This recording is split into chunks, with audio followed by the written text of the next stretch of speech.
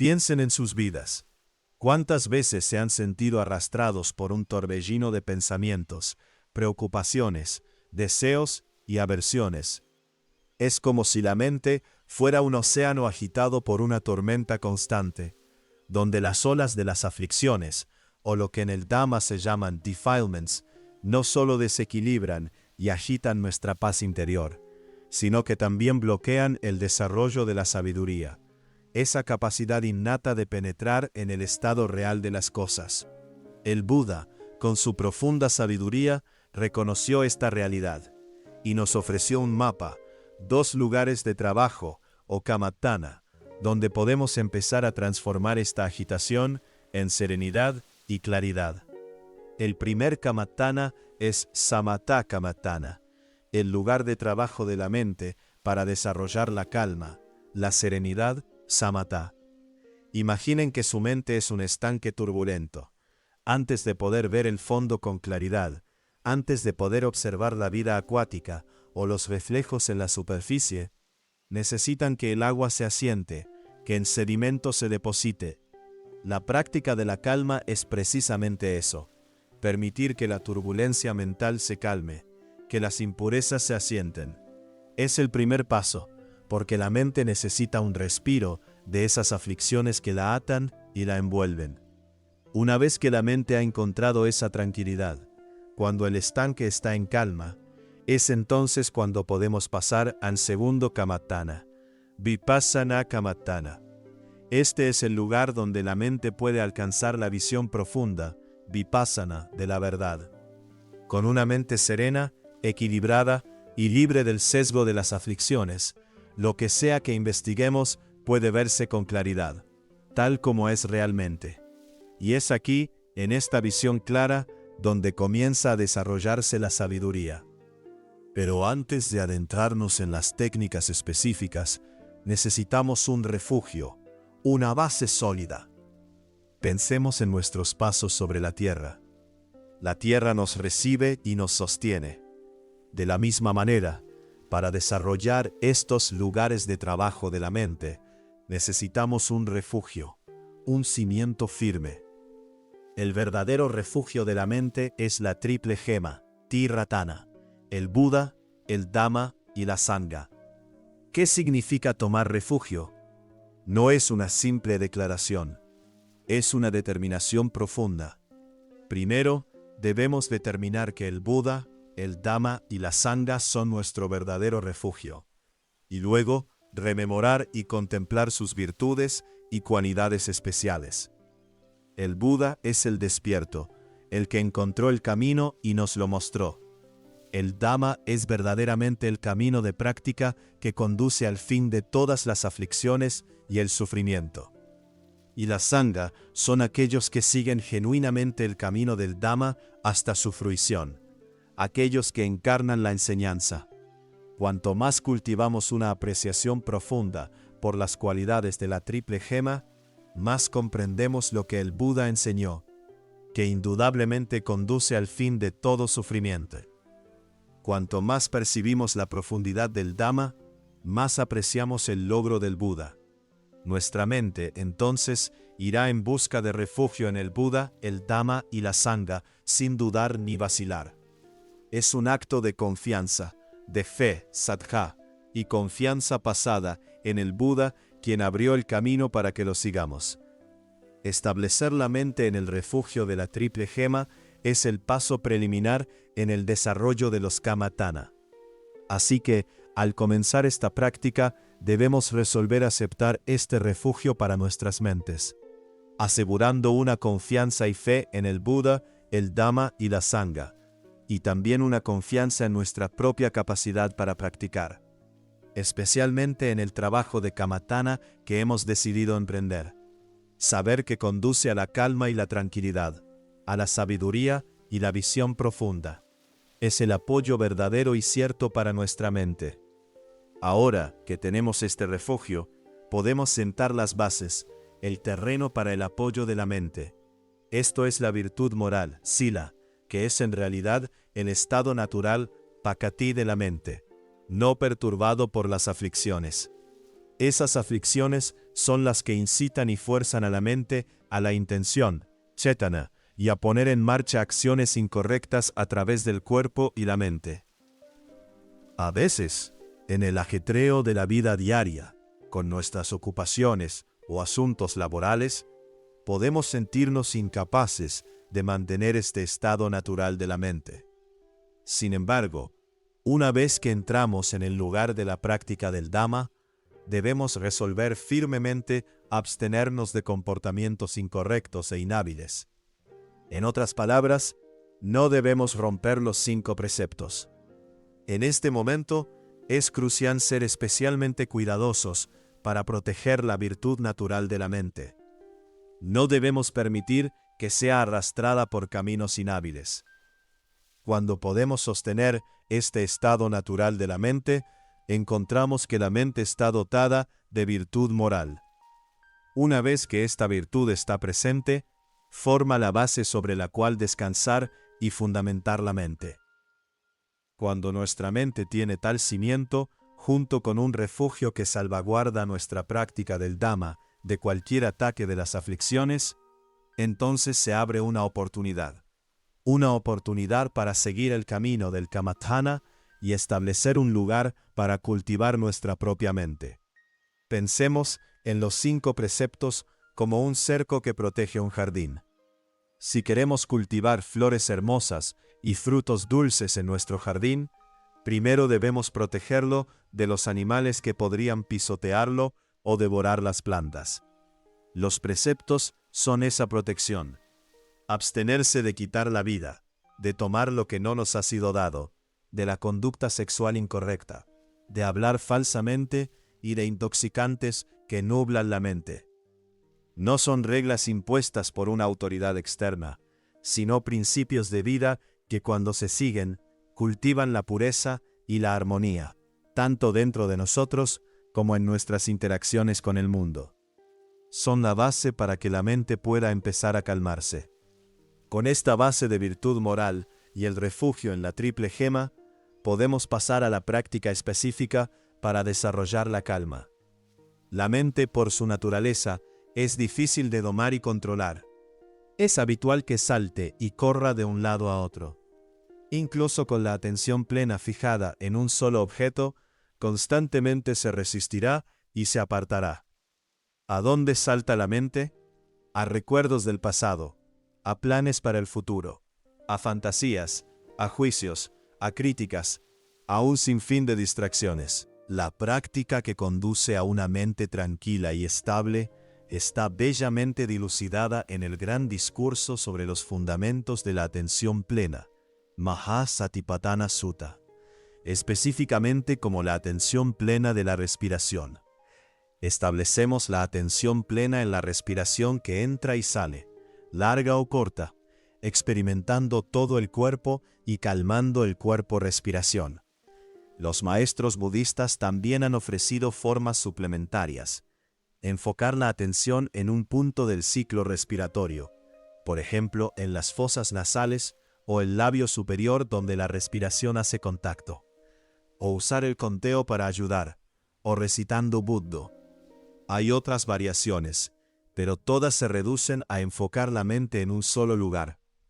Cuando nuestra mente se vuelve unidireccional, podemos estar seguros de que todo va bien. Pero en cualquier caso, solo mantengan su atención plena enfocada y podrán unificar la mente. Hablemos un poco más sobre estas técnicas de conteo o de mantra. Son herramientas, como las líneas en un papel cuando aprendemos a escribir. Nos guían al principio. Una forma es contar la inhalación y la exhalación juntas. Inhalo, cuento 1, exhalo, cuento 1. Inhalo, cuento 2, exhalo, cuento 2. Y así sucesivamente hasta 5. Luego volvemos a contar 1, 1, 2, 2, pero esta vez continuando la secuencia hasta terminar con 6, 6. Repetimos la secuencia, volviendo a 1, 1, pero esta vez añadiendo 7, 7. Luego de nuevo a 1, 1, y así hasta 8, 8, 1, 1, y hasta 9, 9. Y finalmente la secuencia completa de 1, 1 a 10, 10. Después de completar una secuencia completa de 1 a 10, comenzamos el ciclo de nuevo como antes, es decir, de 1-1 a 5-5 y así sucesivamente, hasta llegar de 1-1 a 10-10 de nuevo. Cuando la mente está suficientemente estable, se puede usar un patrón de conteo más rápido. Esto implica contar mentalmente 1 con la inhalación y 2 con la exhalación. Continuamos esta secuencia hasta llegar a 5. Luego, volviendo a 1, continuamos hasta llegar a 6. Seguimos estas rondas hasta llegar a 10. Estas técnicas de conteo pueden ajustarse individualmente a la práctica de cada uno para lograr resultados satisfactorios. Una posible adaptación, por ejemplo, es contar del 1 al 10 directamente, y habiendo contado 10, volver a 1 y comenzar el ciclo de nuevo. Si el simple conteo no les resulta adecuado, entonces la palabra Buddho puede usarse en su lugar. Inhalen recitando mentalmente Bud y exhalen recitando mentalmente Do. Inhalen Bud, exhala Do y así sucesivamente. Contar o usar una palabra mantra como Buddho es una ayuda útil en las etapas iniciales de la práctica. Como decía, es como usar papel rayado para guiar la mano cuando aprendíamos a escribir por primera vez. Cuando se ha alcanzado un grado adecuado de competencia, estabilidad mental y práctica, el recurso del conteo y Buddho debe descartarse, con una atención plena pura continuando sola. Este es el método general de práctica, y cada practicante debe decidir qué es lo más adecuado. Este método es puramente para desarrollar la calma, y traerá paz y estabilidad a la mente. Quiero recordarles los 4 fundamentos de la práctica: perseverancia concienzuda, atapa y saka; comprensión plena y clara, sampajanya; y atención plena, sati. Estos son siempre esenciales para su práctica. Los beneficios del samadhi, de esta concentración, son inmensos. Una mente inquieta y sin descanso desperdicia tiempo y esfuerzo por su falta de aplicación y enfoque. Queremos estudiar un libro, pero no podemos concentrarnos debido a pensamientos perturbadores y proliferantes. Sin embargo, una mente bien entrenada en calma y firmeza nos permite aplicarnos. Por ejemplo, podemos aplicarnos a ese libro y digerirlo y comprenderlo rápidamente, con un mejor recuerdo también. Así, las ganancias y beneficios de la mente entrenada y estabilizada se manifiestan no solo en un descanso pasivo de la mente en felicidad, sino también en cualquier actividad en la que podamos participar. Es como tener un motor bien afinado, funciona de manera más eficiente y potente en cualquier tarea. El Samatha Kamatthana es el lugar de trabajo para aportar calma y estabilidad a la mente, y el Vipassana Kamatthana es donde surge la visión profunda de la verdad en la mente. Comenzamos la práctica tomando refugio en el Muda, el Dhamma y la Sangha, porque seguimos el Dhamma del Buda y no cualquier otro camino. La fe, Saddha, y la confianza pasada en el Buda, el que ha abierto el camino para que lo sigamos, es el acto de tomar refugio. Debemos decidir mantener al menos los 5 preceptos. Incluso el hecho de estar sentados aquí ahora es también para establecer y mejorar nuestra virtud moral. Con nuestro refugio, fe y preceptos establecidos, ahora podemos practicar para la calma y la visión profunda. Ya hemos hablado de cómo la práctica de la atención plena de la respiración es fundamental. Pero quiero explicar un poco más sobre la naturaleza de la mente y cómo las aflicciones pueden sabotear nuestro progreso. La mente es como un mono salvaje, saltando de rama en rama. Incluso cuando la fijamos en un solo objeto, como la respiración, se resistirá y se apartará constantemente. ¿A dónde salta la mente? A los 5 impedimentos: el deseo sensual, la mala voluntad, la pereza y el sopor, la inquietud y la preocupación, y la duda escéptica.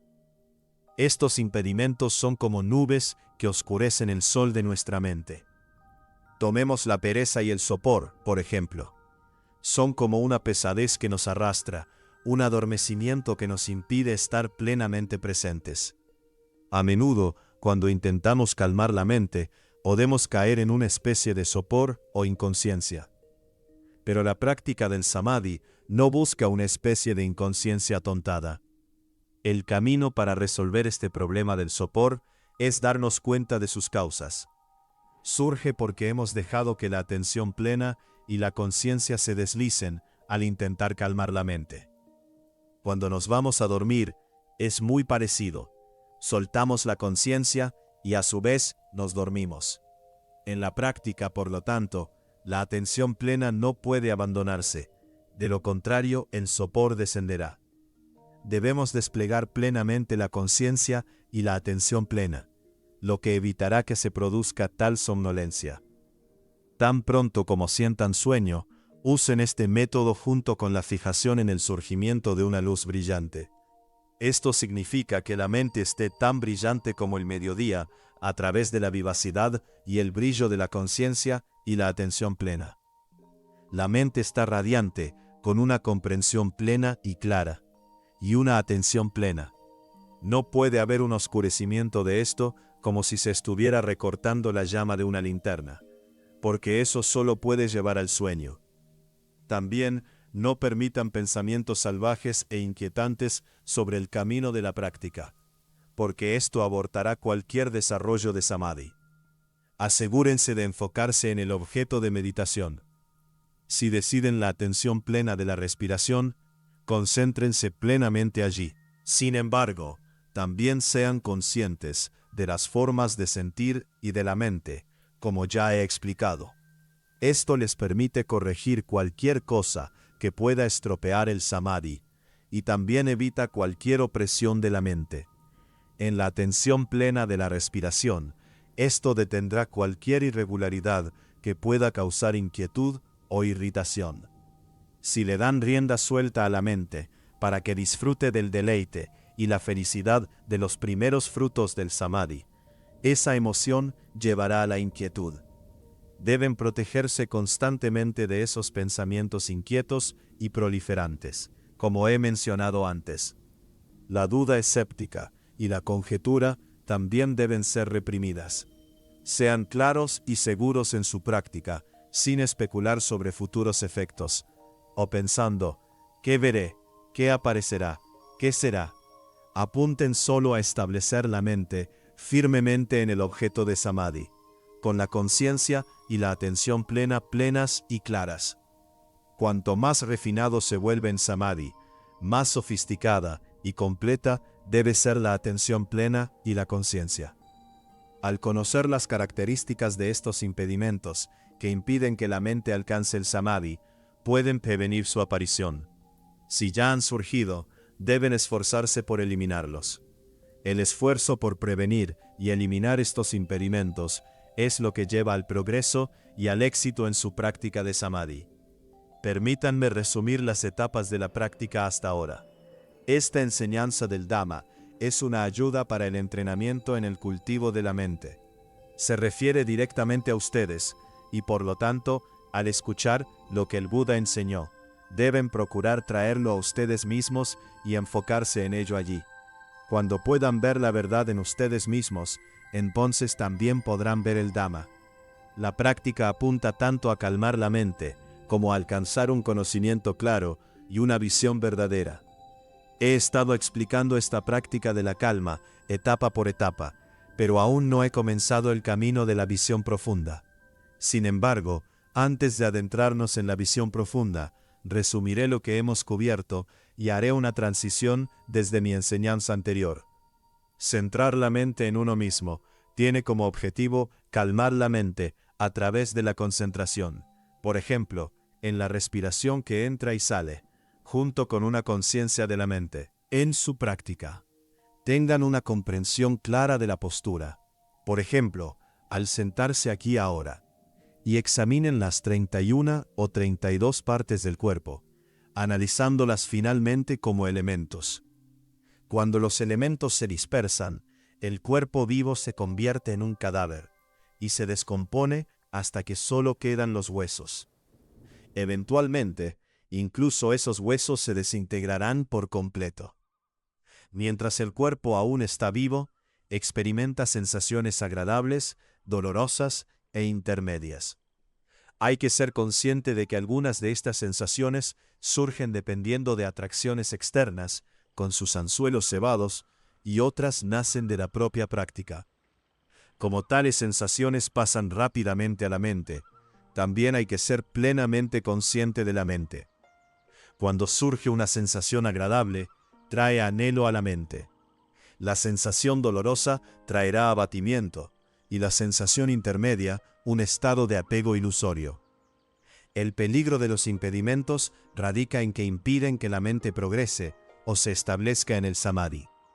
El deseo sensual, la mala voluntad, la pereza y el sopor, la inquietud y la preocupación, y la duda escéptica son los culpables aquí.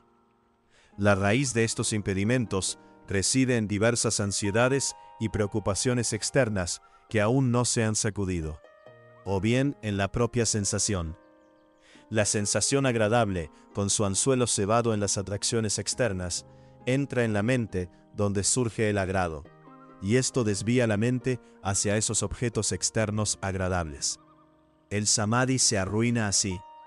Lo mismo ocurre con la sensación dolorosa, que desvía la mente a través de la aversión, y la sensación intermedia, que puede traer somnolencia, inquietud y duda. Por lo tanto, deben estar siempre vigilantes y conscientes para que ninguno de estos impedimentos comience a surgir. Al principio, hay que estar constantemente en guardia, examinando y combatiendo todos los diversos obstáculos al samadhi. Nuestro samadhi puede no estar aún firmemente establecido, pero tal autoexamen es mucho mejor que darle rienda suelta a la mente para que divague externamente. Es como inspeccionar y vigilar nuestra propia casa. En este nivel de práctica, la concentración en la respiración debe combinarse con un examen de la sensación, la mente y cualquier impedimento que pueda surgir. Por lo tanto, es una práctica doble. Inspeccionar la mente de la manera ordinaria a menudo llevará a que nuestro objetivo original sea superado por otros pensamientos proliferantes.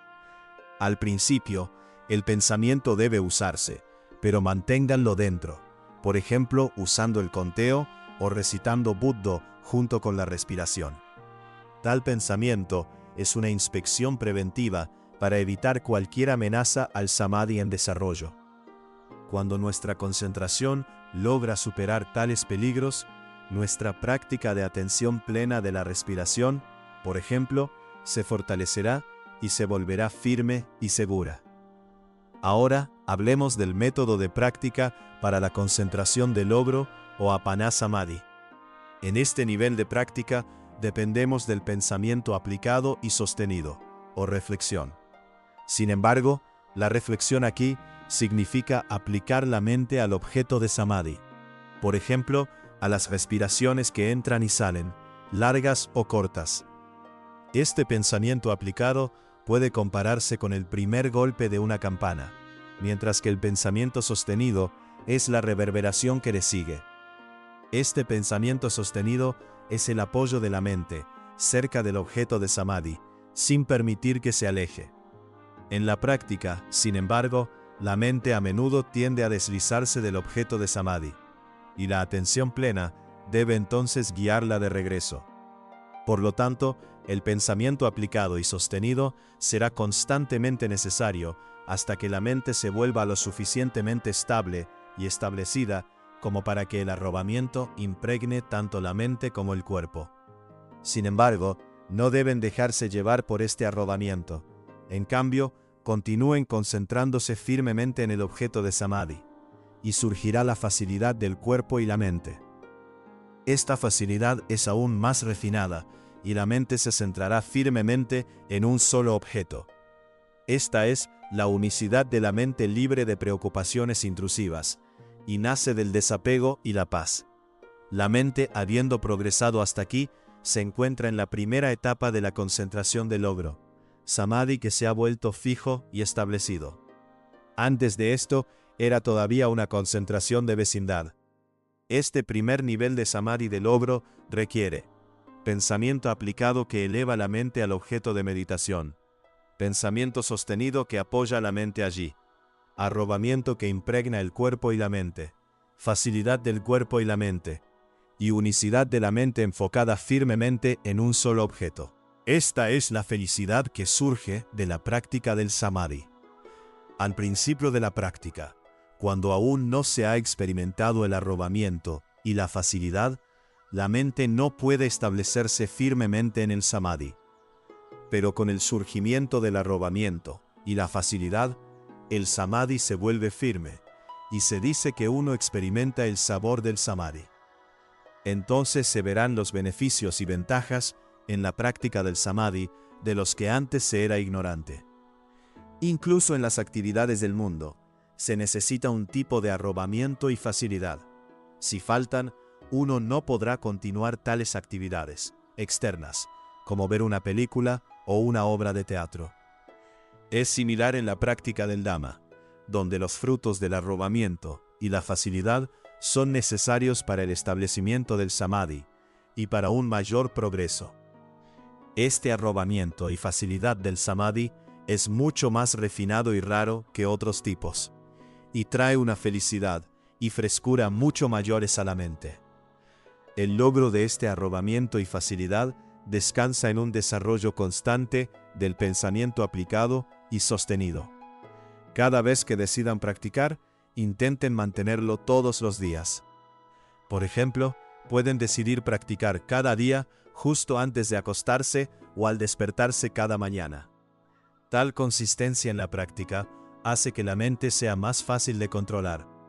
Y cuando ha progresado lo suficiente, surgirán los frutos del arrobamiento y la facilidad. A esto le sigue la primera etapa del samadhi, que se conoce como Apana Samadhi.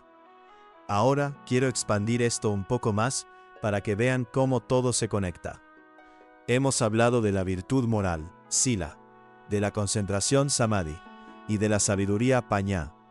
Estos tres son los pilares de la práctica del Dhamma, y el Buda los describió como interdependientes. Virtud conduce a la concentración conduce a la sabiduría, y sabiduría purifica la virtud y la concentración. Es un ciclo virtuoso de crecimiento.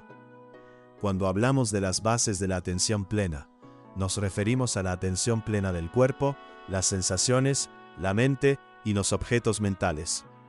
Estos son los lugares donde anclamos nuestra atención para observar la realidad tal como es.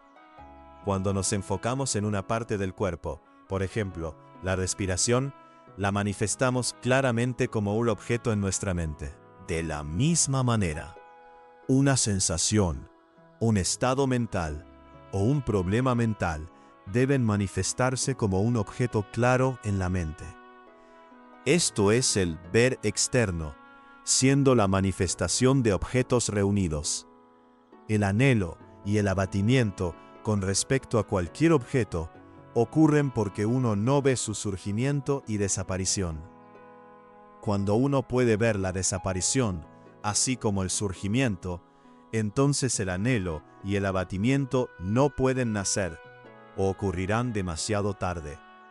El objeto donde el anhelo y el abatimiento buscaban establecerse ya no es viable, porque está a punto de desaparecer. Enfóquense en su atención plena. Cuando vean que está establecida en los fundamentos de la atención plena, cuerpo, sensaciones, mente u objetos mentales, y que está centrada en su interior, en lugar de desviarse hacia objetos externos, esto indica, incluso si uno está solo en la etapa inicial, que es el comienzo de la atención plena correcta, Samma Sati. Cuando esta atención plena es rápida y completamente ágil, inmediatamente captará y se dará cuenta del surgimiento y la desaparición, y por lo tanto podrá prevenir el anhelo y el abatimiento. Esta es una atención plena bien establecida, plena y rápida. Inspeccionen la atención plena dentro de ustedes. Si tiene estas características, pueden estar seguros de que es atención plena correcta, Samma Sati. El octavo factor es la concentración correcta, Samma Samadhi. Esto es el establecimiento de la mente en Samadhi, y cuando se enfoca en un objeto, se fija en él firmemente. Esto también debe basarse en la atención plena. La atención plena recuerda en el cuerpo, las sensaciones, la mente y los objetos mentales, mientras que el samadhi se centra y se establece en el cuerpo, la sensación, la mente o el objeto mental. Si la atención plena está presente, pero el samadhi no está firmemente establecido, entonces no puede surgir una conciencia y comprensión de varias cosas. Si la atención plena no está presente, entonces el samadhi no puede establecerse. Esto significa que deben ir juntos, atención plena de un objeto y samadhi establecido en ese objeto. Inspeccionen esto en ustedes mismos. Si su mente aún es inestable y no está firmemente establecida, entonces el samadhi aún no ha surgido. Más tarde, cuando la mente haya avanzado y esté estable y firmemente establecida, junto con la atención plena, dará lugar al conocimiento. Esta es la concentración correcta o el samadhi correcto. De los 8 factores del sendero, el habla correcta, la acción correcta y el sustento correcto, juntos forman la virtud moral, sila. En resumen, esta es la mente natural que es ordenada y restringida sin ningún pensamiento de perturbarla de manera incorrecta. Cuando inspeccionan su mente y encuentran esta naturalidad, entonces pueden considerar que esto es virtud moral, habla correcta, acción correcta y sustento correcto dentro de ustedes mismos. No hay necesidad de buscar muchas cosas. Solo verifiquen si la mente es natural. Si lo es, entonces eso es virtud moral. El esfuerzo correcto, la atención plena correcta y la concentración correcta se conocen juntos como samadhi. Esta es la mente aquietada y firmemente establecida. Inspeccionen su mente para ver si está aquietada y firme dentro del objeto determinado sin ninguna vacilación. No hay necesidad de calcular los componentes del samadhi, solo verifiquen si su mente está estable y tranquila. Si lo está, entonces eso es samadhi. La visión correcta y el pensamiento correcto juntos componen la sabiduría paña, que es el conocimiento. Inspeccionen su mente para ver si el conocimiento que es sabio sobre el surgimiento y la desaparición de las cosas está presente o no. Si lo está, entonces puede lidiar inmediatamente con cualquier aflicción, o bien sabrá antes de que surjan las aflicciones, o, si es demasiado tarde, finalmente se dará cuenta y las eliminará rápidamente de nuevo. Este conocimiento es sabiduría, y al ver esta única cosa, no necesitarán calcular todos los factores compuestos. Si resumimos todo esto, podemos decir, enfóquense en la mente natural, la mente calmada y establecida, y ese conocimiento en la mente. Luego podemos expandirnos en el sendero óctuple según las condiciones que ya he mencionado. Para resumir de nuevo, podemos ver que la mente natural, la mente calmada y establecida, y la mente conocedora deben ser una sola. La mente natural debe ser una mente calmada y establecida, que a su vez debe ser una mente conocedora. Todas pueden unirse como una sola. Esto es lo que el Buda quiso decir cuando habló de la virtud siendo samadhi y sabiduría, de samadhi siendo virtud y sabiduría, y de la sabiduría siendo virtud y samadhi. Esta es la convergencia del sendero en uno. Este sendero óctuple puede resumirse y reducirse a 3, y luego aún más a 1, que es la convergencia del sendero. Todos tenemos esta forma de práctica dentro de nosotros mismos en mayor o menor medida. Inspeccionen este sendero en su propia mente. Examinen el aspecto detallado y exhaustivo de la forma óctuple y los aspectos más integrados de las formas triple y unificada. Con una inspección constante, conocerán el estado del sendero dentro de ustedes mismos, si está flojo y subdesarrollado o exaltado y maduro. Cuando puedan ver y conocer siempre el verdadero estado del sendero dentro de ustedes mismos, se llama Atañiñú, un conocimiento de uno mismo. El sendero será entonces desarrollado y cultivado constantemente. En esencia, lo que hemos explorado hoy es el camino hacia la liberación del sufrimiento a través del cultivo de nuestra propia mente. Comenzamos con la base ética, los preceptos, que son como las raíces de un árbol. Sin raíces fuertes, el árbol no puede crecer. Luego pasamos a la concentración, el samadhi, que es como el tronco y las ramas. Una mente concentrada es una mente estable, capaz de sostenerse a sí misma y de dirigir su atención. Y finalmente la sabiduría, la pañá, que son las hojas y los frutos, la floración de la comprensión profunda que nos permite ver la verdadera naturaleza de la realidad y liberarnos de las cadenas del apego y la aversión. La práctica es un viaje, no un destino instantáneo. Requiere paciencia, perseverancia y una fe inquebrantable en el proceso. No se desanimen por las dificultades o los altibajos.